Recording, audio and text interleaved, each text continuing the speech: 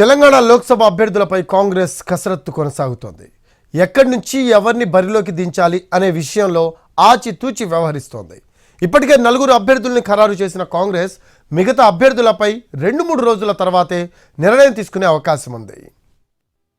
Telangana assembly ఎన్నికల్లో సత్తా చాటిన కాంగ్రెస్ పార్లమెంట్ ఎన్నికల్లోనూ అదే జోరును కొనసాగించాలని భావిస్తోంది. ఈ క్రమంలో అభ్యర్థుల విషయంలో ఆచితూచి వ్యవహరిస్తోంది. అసెంబ్లీ ఎన్నికల్లో సులభంగా గెలిచిన ప్రాంతాల్లోనూ లోక్సభ అభ్యర్థుల ఎంపికకు అనేక జాగ్రత్తలు తీసుకుంటోంది. లోక్సభ అభ్యర్థులకు సంబంధించి తెలంగాణ నుంచి 4 అభ్యర్థులు మాత్రమే ప్రకటించింది. మిగతా 13 నియోజకవర్గాలపై కసరత్తు కొనసాగుతోంది. ఢిల్లీలో మంగళవారం కాంగ్రెస్ సెంట్రల్ ఎలక్షన్ కమిటీ సమావేశం సుదీర్ఘంగా సాగింది. ఇందులో 8 స్థానాలకు అభ్యర్థులపై స్పష్టత వచ్చినట్లు తెలుస్తోంది.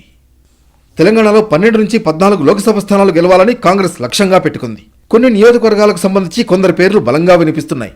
అయితే కాంగ్రెస్ గెలుపుపై అంచనాలు బలంగా ఉండడంతో టికెట్ల కోసం పోటీ పడుతున్న వాళ్ల సంఖ్య అధికంగా ఉంది. దీంతో అభ్యర్థుల ఎంపికలో ఆలస్యం జరుగుతోందని పార్టీ వర్గాలు చెబుతున్నాయి. 2-3 రోజుల తర్వాత తెలంగాణపై కాంగ్రెస్ సెంట్రల్ ఎలక్షన్ కమిటీ సమావేశం జరుగుతుందని తెలుస్తోంది. వచ్చే శనివారం లేదంటే సోమవారం తెలంగాణలో మిగిలిన లోక్సభ స్థానాలకు అభ్యర్థులు ఖరారయ్యే అవకాశం ఉంది.